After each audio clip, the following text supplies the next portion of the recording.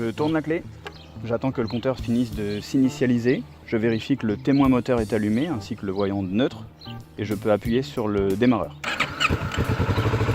Le moteur est allumé, le témoin moteur s'est éteint, je peux vérifier que le coupe-circuit fonctionne correctement.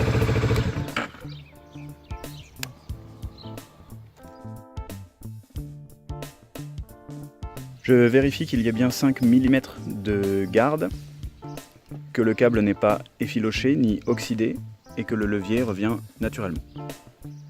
Je vérifie qu'il y a un léger jeu axial et latéral, que la rotation de la poignée ne présente pas de point dur ni à l'aller ni au retour. Cette vérification s'effectue moteur froid sur un terrain plat et la moto droite. Le niveau d'huile doit se situer entre le minimum et le maximum.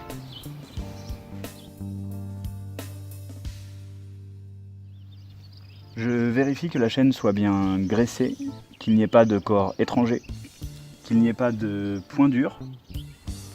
Selon les données constructeurs, la flèche doit être comprise entre 20 et 30 mm.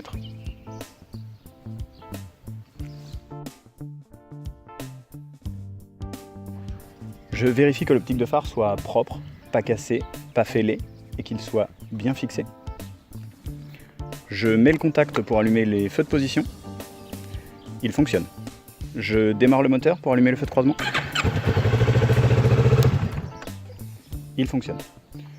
J'actionne la commande de feu de route. Il fonctionne. Et le voyant au tableau de bord fonctionne également. Enfin, j'effectue un appel lumineux.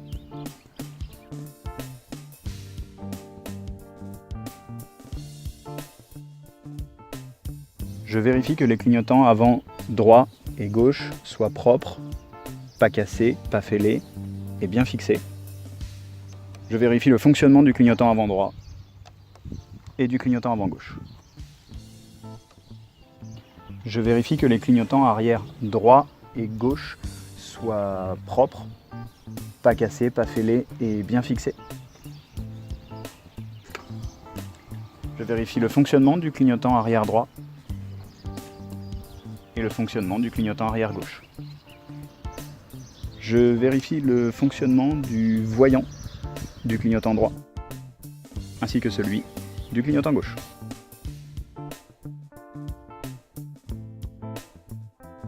Pour vérifier la direction de la moto, je dois délester la roue avant à l'aide d'une béquille centrale si la moto en possède une ou d'un lève-moto.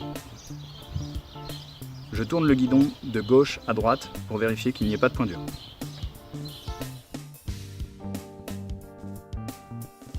Je mets le bocal de liquide de frein droit et je m'assure que le niveau de liquide de frein est au-dessus du niveau minimum.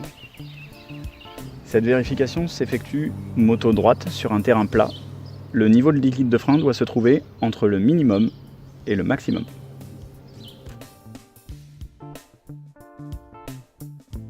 Je vérifie la profondeur des sculptures. Si nécessaire, je chercherai un témoin d'usure.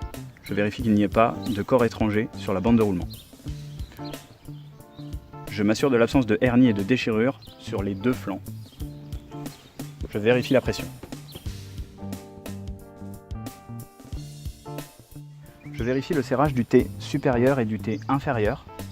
Je m'assure qu'il n'y ait pas de rayures ni d'impact sur le tube plongeur. Pas de traces d'huile. Le joint-spi est en bon état. J'effectue cette vérification des deux côtés de la moto. L'amortisseur arrière de cette moto est central et réglable. Une fois ce cache retiré, prendre la clé de réglage pour régler l'amortisseur en fonction de la charge transportée. Si vous transportez un passager ou des bagages, augmentez la pression de votre pneu arrière et rabaissez votre feu de croisement.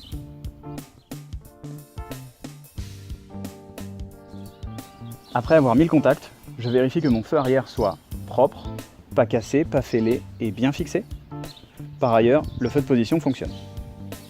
Je vérifie également que l'éclairage de plaque soit propre, pas cassé, pas fissuré, bien fixé et qu'il fonctionne. J'actionne le levier de frein avant pour vérifier que le feu stop fonctionne. J'actionne la pédale de frein arrière pour vérifier que le feu stop fonctionne.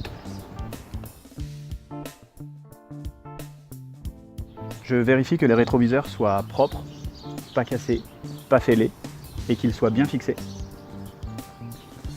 Je mets le contact et vérifie le fonctionnement de l'avertisseur sonore.